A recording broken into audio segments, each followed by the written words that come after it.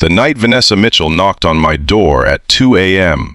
Mascara streaking down her face and a half, empty bottle of wine dangling from her fingertips. I knew my carefully constructed boundaries were about to crumble. What I didn't know was that her whispered confession, "I'm 35, and I don't know how to live now," would lead us both down a path neither of us expected, one that would teach us about grief, healing, and the courage to love again when everything in you screams to play it safe. Stay with me until the end to discover how two broken people found wholeness in the most unexpected way. If you're new here and enjoy real stories about real people finding their way through life's darkest moments, hit that like button and subscribe. These aren't just stories, they're reminders that even in our most broken moments, hope finds a way. 2. My name is Mason Reed. 3 years ago, my wife Audrey died in a car accident, leaving me to raise our daughter Penny alone. She was 4 when her mother died, old enough to understand something terrible had happened, but too young to process the permanence of it. I was 32, suddenly a widower and a single father, fumbling through each day with a grief so heavy it felt like drowning. We moved 6 months after Audrey died. Our old house held too many memories, too many ghosts in every corner. I found a modest two-story in a quiet neighborhood with good schools. The kind of place where people wave from their driveways and bring cookies when you move in. It was exactly what Penny and I needed. A fresh start, a place untouched by our loss. The house next door belonged to the Mitchells. Ryan and Vanessa, both in their mid-30s. No children. Ryan was an investment banker, often traveling for work.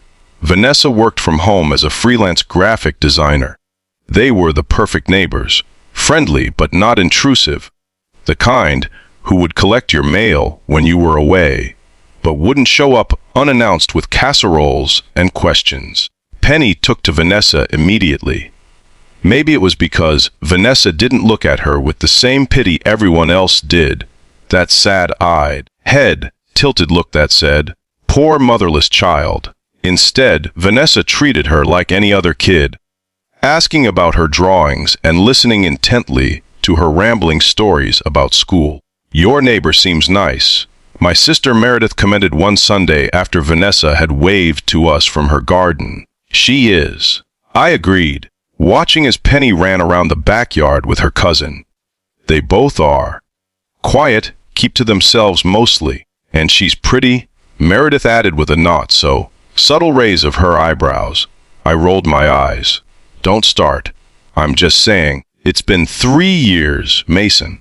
Audrey wouldn't want." "I know what Audrey would want," I cut her off. "But it's not that simple. It wasn't just about being ready to date again, though I wasn't. It was about protecting Penny. About not disrupting the delicate balance we'd finally achieved. About not risking another loss. Besides, the Mitchells were happily married as far as I could tell. Ryan worked long hours and traveled frequently, but when he was home, I often saw them laughing together on their back deck, wine glasses in hand. They seemed to have the kind of comfortable, easy relationship that comes from years of being together. Until the night everything changed. I was up late working on a project for my architectural firm when the doorbell rang. It was unusual enough to hear it at 2 a.m. that my first thought was emergency. Something had happened to my parents, or Meredith, or... I opened the door to find Vanessa standing there, looking nothing like the put-together woman I was used to seeing. Her dark hair was tangled, her eyes swollen from crying, mascara streaked down her cheeks. She wore what looked like pajama pants and an oversized sweater, and in her right hand was a bottle of red wine, half empty. "Vanessa," I said, immediately concerned. "What's wrong? Is everything okay?"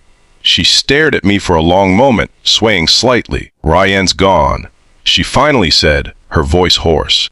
My mind immediately went to the worst-case scenario. "Oh my God, I'm so sorry. What happened? Was it an accident?" A bitter laugh escaped her. "Not that kind of gone. he left, with his 26-year-old assistant. She took a swig directly from the bottle. Apparently, they've been in love for months. He's been planning this. He waited until after our anniversary trip to tell me. I stood there, unsure what to say. Neighbor etiquette didn't exactly cover this situation. I'm sorry. I finally managed. That's awful. Can I come in? She asked abruptly. I know it's late, and this is inappropriate, and we don't really know each other that well, but I can't be in that house right now. Everything in it reminds me of him. I hesitated. Penny was asleep upstairs. I had work in the morning. This was exactly the kind of boundary, crossing complication I'd been avoiding, but the raw pain in her eyes was something I recognized all too well. Come in, I said, stepping aside. She walked past me into the living room, her movements unsteady.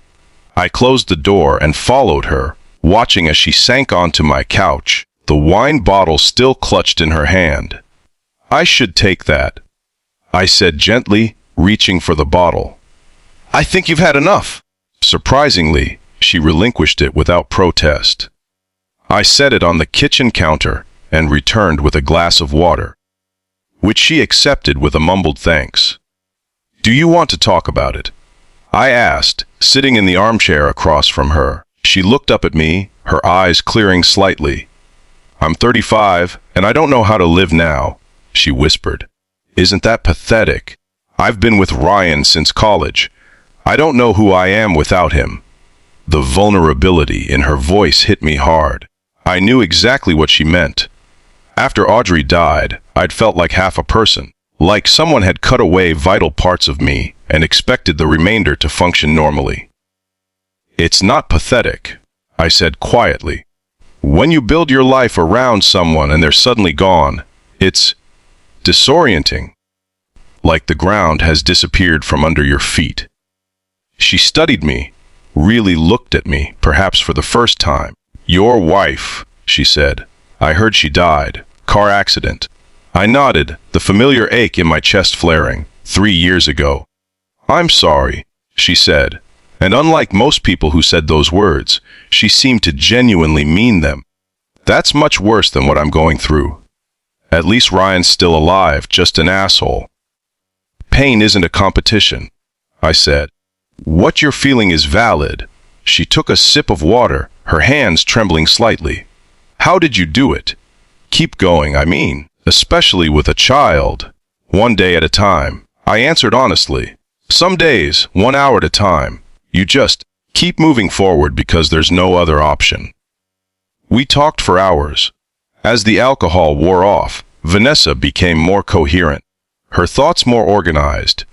She told me about finding text messages on Ryan's phone, about his cold confession, about how he'd already packed his things and moved most of them to his new girlfriend's apartment. 12 years, she said, shaking her head. 12 years, and he couldn't even give me the courtesy of a conversation before he decided our marriage was over.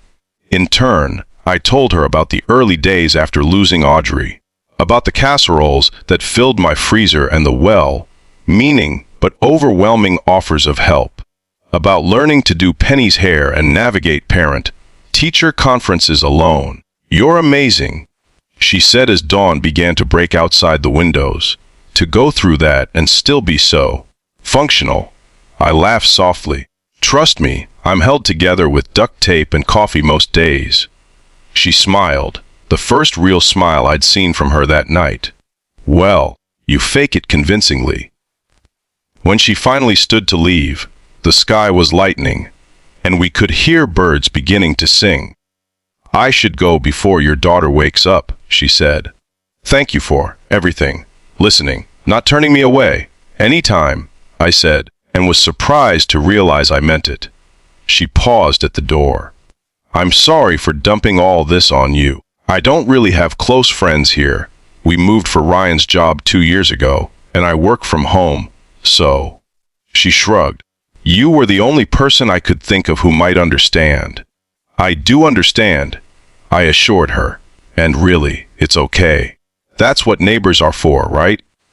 She gave me a skeptical look. Pretty sure most neighbors draw the line at 2 a.m. drunken breakdowns.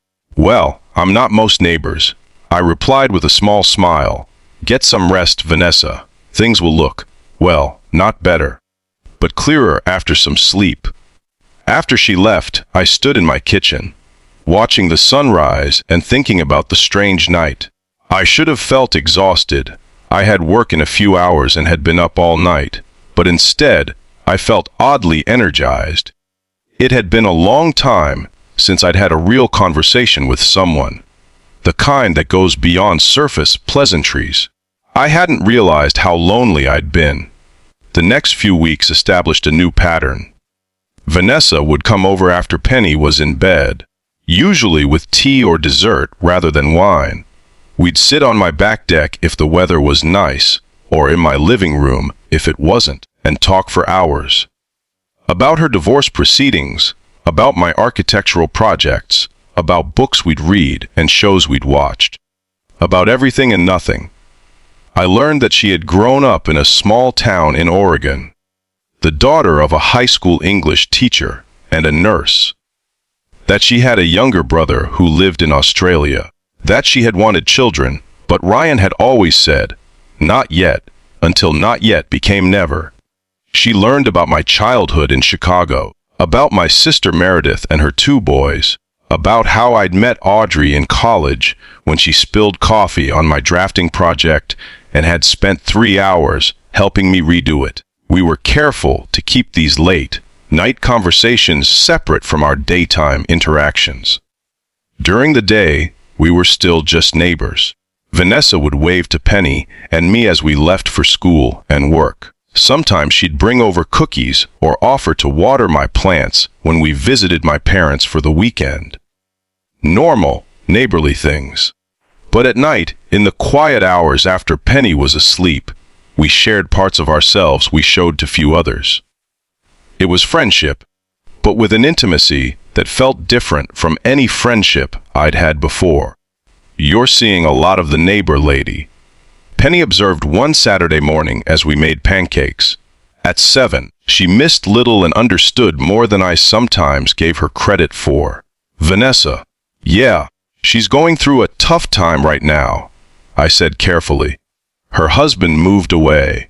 Penny considered this as she stirred the batter with excessive enthusiasm. Like how Mom moved away. To heaven.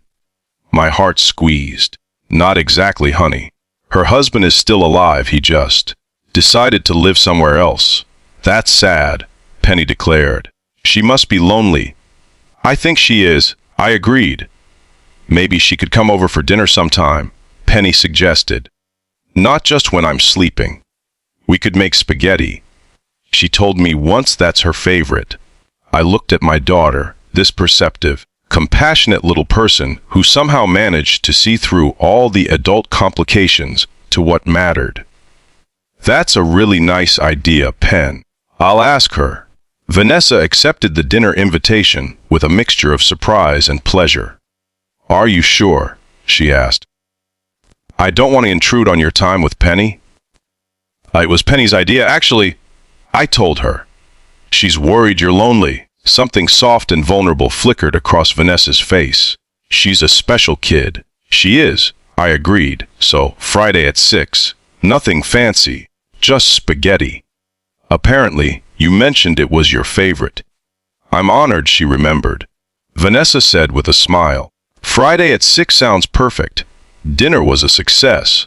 Penny dominated the conversation, telling Vanessa about school and her friends and the book she was reading. Vanessa listened with genuine interest, asking questions and laughing at Penny's jokes.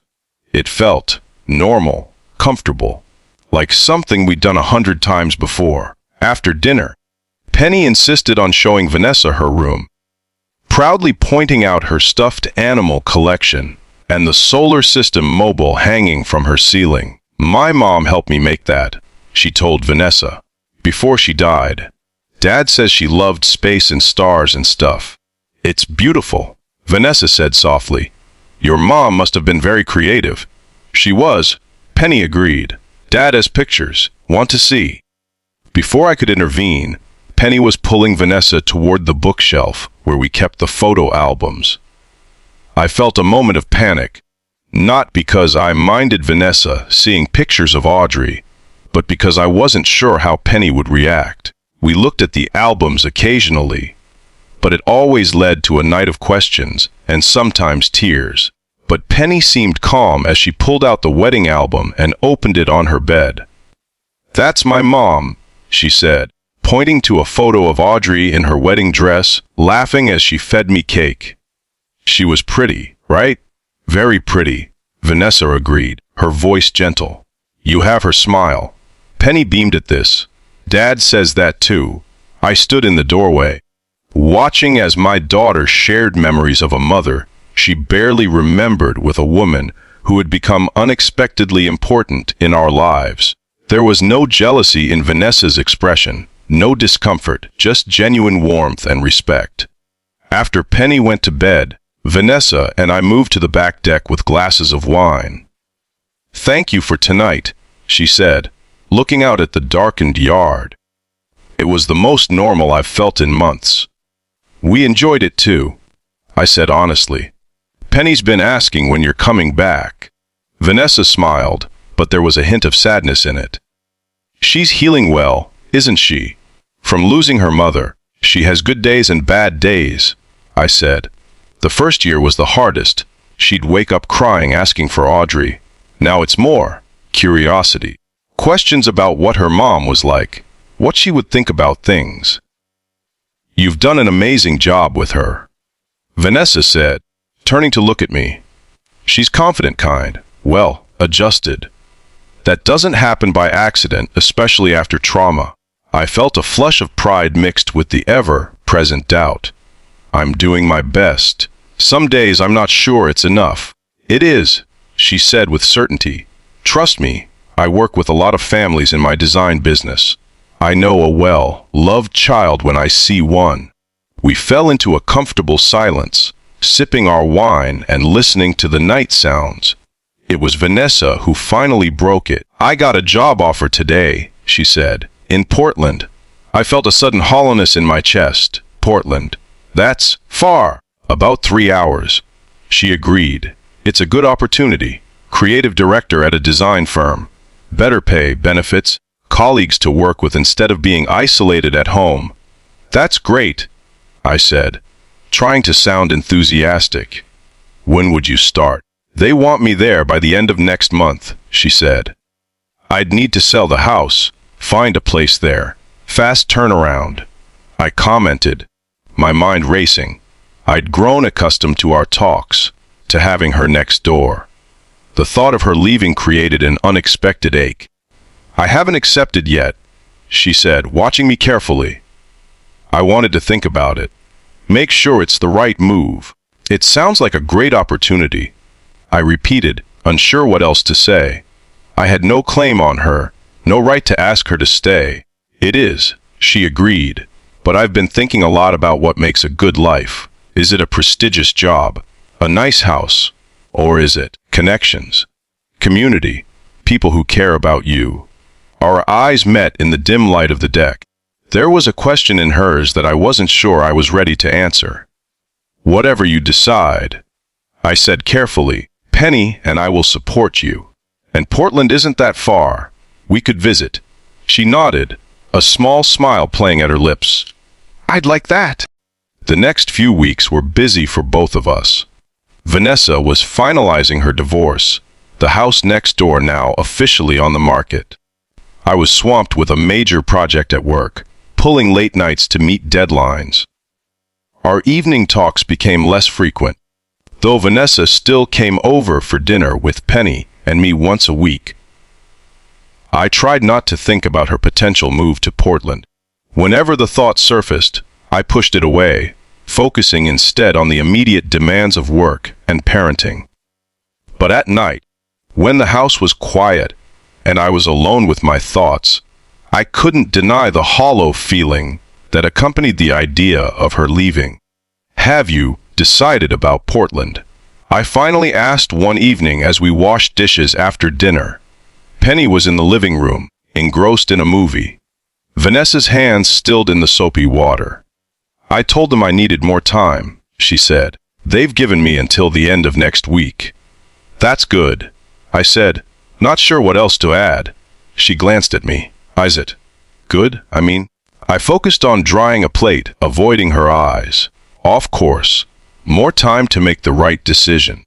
And what do you think the right decision is? She asked quietly. The question hung between us, loaded with unspoken implications. I set down the dish towel and turned to face her. I think, I said carefully, that you should do whatever will make you happiest in the long run. Not just what feels safe or comfortable right now. That's very diplomatic, she said with a small smile, but not very helpful. I know, I admitted. I'm sorry. She dried her hands and leaned against the counter, studying me. Can I ask you something, Mason? Something direct. My heart rate picked up. Of course. Would it matter to you if I stayed? The question was simple but profound. Would it matter? Of course it would. In the months since Ryan had left, Vanessa had become woven into the fabric of our lives in ways I hadn't anticipated. Penny looked forward to her visits. I found myself saving stories to tell her, noticing things throughout my day that I knew would make her laugh. The thought of her not being next door created a physical ache, but admitting that meant acknowledging feelings I'd kept carefully contained since Audrey died.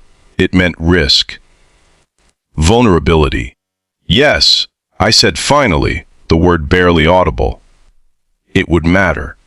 She took a step closer. Why? I swallowed hard. Because Penny would miss you. Just Penny. She pressed, her eyes never leaving mine. No, I admitted. Not just Penny. Another step closer. What are you afraid of, Mason? Everything, I wanted to say. I'm afraid of caring too much. Of letting someone in who might leave. Of disrupting the careful balance I've created for Penny. Of betraying Audrey's memory. I'm afraid of change, I said instead. I've had enough of it to last a lifetime.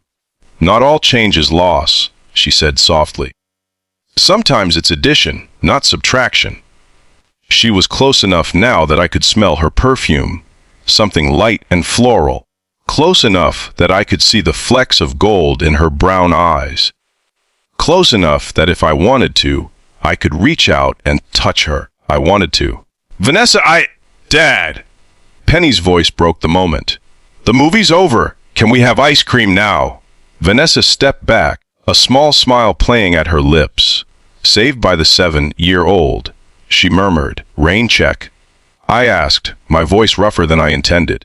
She nodded, rain check. But the rain check never came. The next morning, Penny woke up with a fever, the start of a nasty flu that kept her home from school for a week. By the time she recovered, I had caught it too, spending 3 miserable days in bed while my sister came to help with Penny. When I finally emerged from the fog of illness, there was a for sale sign in Vanessa's yard with a Sell D banner across it. My heart sank. I'd waited too long, been too cautious. Now she was leaving, moving to Portland for her new job, and the moment we'd almost had in my kitchen would remain just that. Almost. I waited until evening to go next door, rehearsing what I would say. Congratulations on the house sale. Best wishes for Portland. Keep in touch. All the appropriate, safe things that wouldn't reveal the disappointment crushing my chest. Vanessa opened the door on the first knock, as if she'd been waiting. Mason, she said, her expression unreadable. I was wondering when you'd come by. I saw the sign, I said, gesturing vaguely toward her yard. Congratulations. Thank you, she said, stepping back. Do you want to come in? It's a bit chaotic. I've started packing. I followed her inside, where boxes were indeed stacked in the living room. Some were labeled part-lined, others storage, others donen. When do you leave? I asked, trying to keep my voice neutral. 2 weeks, she said, watching me carefully. The new job starts at the beginning of next month, and I need time to get settled. I nodded, shoving my hands in my pockets to stop myself from fidgeting. Penny will want to say goodbye. She's been asking about you." "I'd like that," Vanessa said. "I've missed her. And you? How are you feeling? Meredith said you were pretty sick." "Better now," I said. "Just in time to see you're leaving." The words came out more bitter than I intended. Vanessa's eyebrows rose slightly. "I tried to call," she said, "several times. Meredith said you were sleeping." "I know," I said quickly. "I'm not blaming you. It's just bad timing." Vanessa studied me for a long moment. "Is that all it is? Bad timing?" I looked around at the boxes, the visible evidence of her impending departure. "Does it matter now? You've made your decision. The house is sold. You're moving to Portland." "Yes," she agreed. "I am." The confirmation hit harder than it should have. I'd known it was coming, had seen the sign, yet hearing her say it made it real in a way it hadn't been before. "Well, I wish you all the best," I said stiffly. "The firm in Portland is lucky to have you." "Mazen," she said, her voice softening, "asked me who bought the house." I frowned, confused by the non sequitur. "What?" "Ask me who bought my house," she repeated. "I don't. Okay, who bought your house?" "I did," she said simply. I stared at her, not comprehending. "You bought your own house? How does that work?" She smiled, a small, secretive smile. "I bought out Ryan's half in the divorce settlement. The house is mine now, free and clear." "But, Portland," I said, still confused. "Your job." "I turned it down," she said. "I decided I didn't want to leave." Hope flared in my chest, so sudden and bright it was almost painful. "You're staying?" She nodded. "I'm staying." "Why?" I asked, needing to hear her say it. She took a step closer. "Because Portland has a great design firm and beautiful scenery and excellent restaurants, but it doesn't have you and Penny. And I've realized that matters more." "Vanessa," I began, but she held up a hand. "Let me finish. When Ryan left, I thought my life was over. I didn't know who I was without him, didn't know how to move forward. But these past months, getting to know you and Penny, I've discovered parts of myself I never knew existed. I'm stronger than I thought, braver, more resilient." She took another step closer. "I don't need to run away to Portland to reinvent myself. I can do that right here, in this house, in this neighborhood, with people who matter to me." My heart was pounding so hard I was sure she could hear it. "We matter to you. More than I can say," she admitted softly. "But I need to know if that feeling is mutual. If I'm staying for something real, or just for the comfort of what's familiar." I closed the distance between us, my hands coming up to frame her face. "It's real," I said, my voice rough with emotion. "So real it terrifies me." And then I kissed her, pouring 3 years of loneliness and fear and cautious hope into the contact. Her arms wound around my neck, pulling me closer. And for the first time since Audrey died, I felt something inside me shift and settle, like a key turning in a lock. When we finally broke apart, both breathless, she rested her forehead against mine. "So," she whispered. "Not just bad timing then." I laughed, the sound rusty but genuine. "Definitely not just bad timing." Telling Penny about the change in our relationship was the next challenge. We decided to do it together, over her favorite dinner of mac and cheese. "Penny," I said carefully, "you know how Vanessa has been coming over a lot, and we've been spending time together." She nodded, mouth full of pasta. "Well, we've realized that we care about each other very much," I continued, "in a special way. More than just neighbors or friends." Penny swallowed and looked between us. "Like boyfriend and girlfriend." "Yes," Vanessa said with a smile. "Like that." Penny considered this, her small face serious. "Does that mean you'll be around more? Like not just for dinner sometimes?" "If that's okay with you," Vanessa said cautiously. "I'd like to spend more time with both of you." Penny nodded decisively. "That's good. Dad's happier when you're here. He smiles more."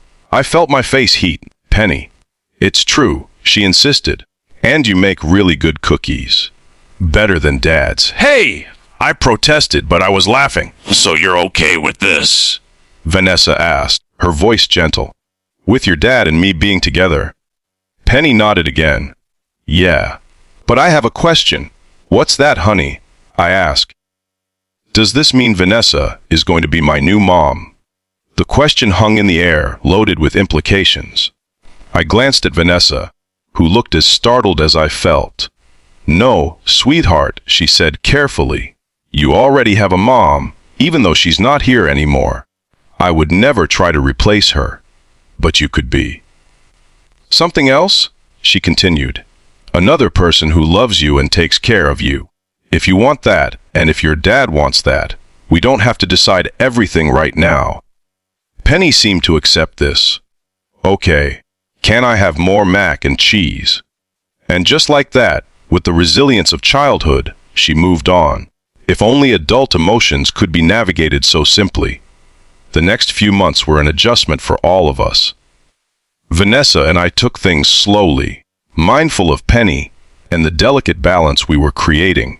She kept her house, and we kept ours, but the boundaries between them became increasingly fluid. She would come over for dinner most nights, sometimes staying after Penny went to bed, sometimes returning home. Weekends were spent together, trips to the zoo, movie nights, lazy Sunday mornings making pancakes. It wasn't perfect. There were moments of tension, of uncertainty. The first time Penny had a nightmare and called for her mother, only to find Vanessa in the kitchen the next morning. The first time I instinctively reached for my wedding ring, no longer on my finger, but still present in my mind.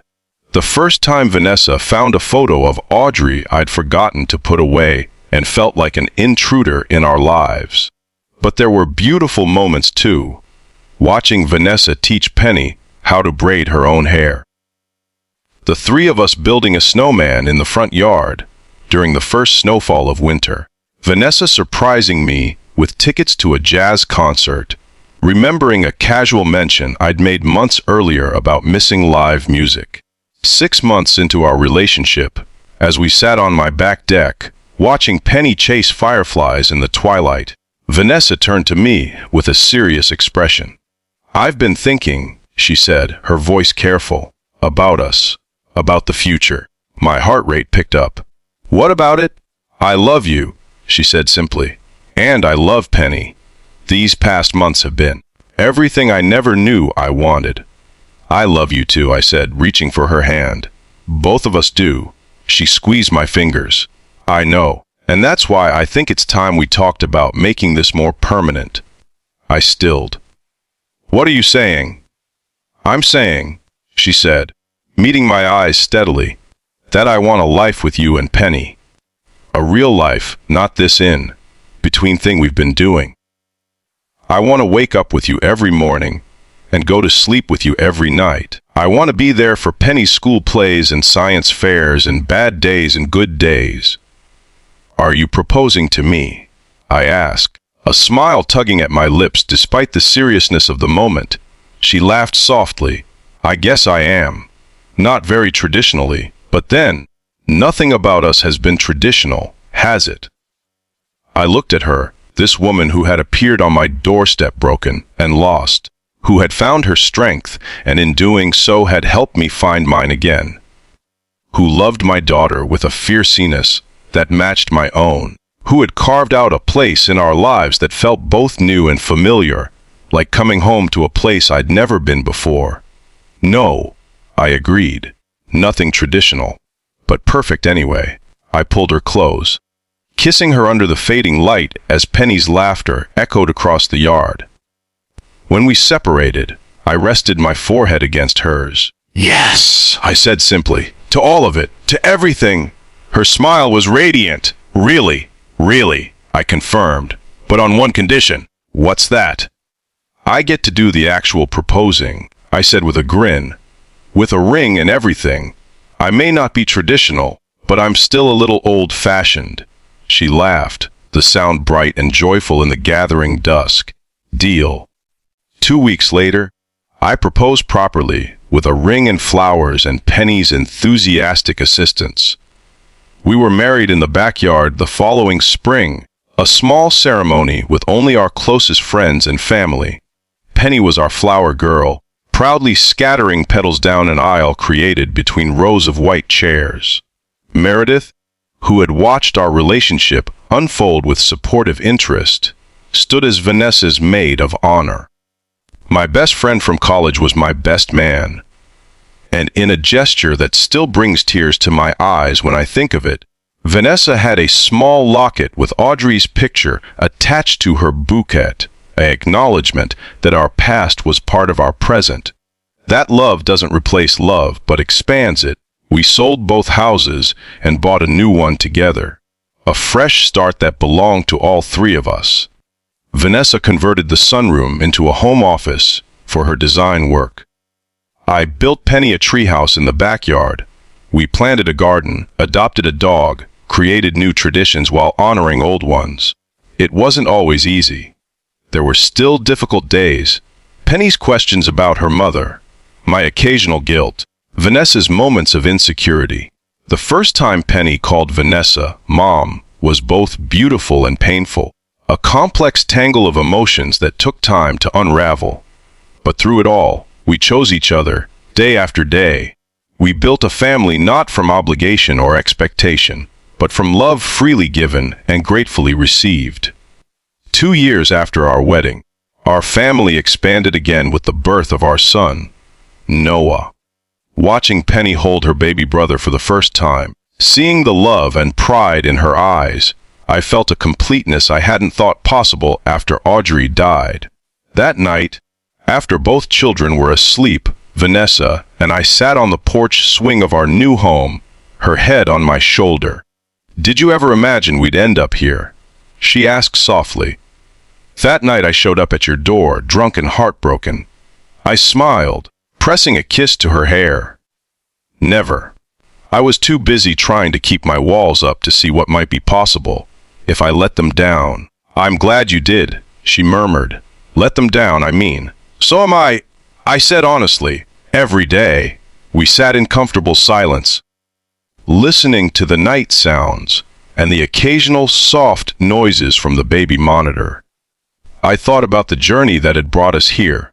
Two broken people who had found wholeness together, who had built something beautiful from the ruins of what came before.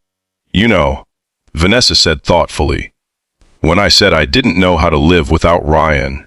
"You know," Vanessa said thoughtfully, "when I said I didn't know how to live without Ryan, I was telling the truth.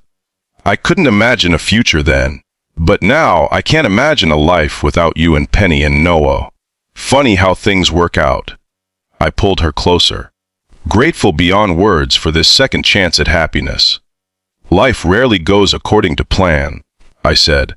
"Sometimes it's better that way." As we sat there, wrapped in each other's arms under a sky full of stars, I thought about all the twists and turns that had led us to this moment.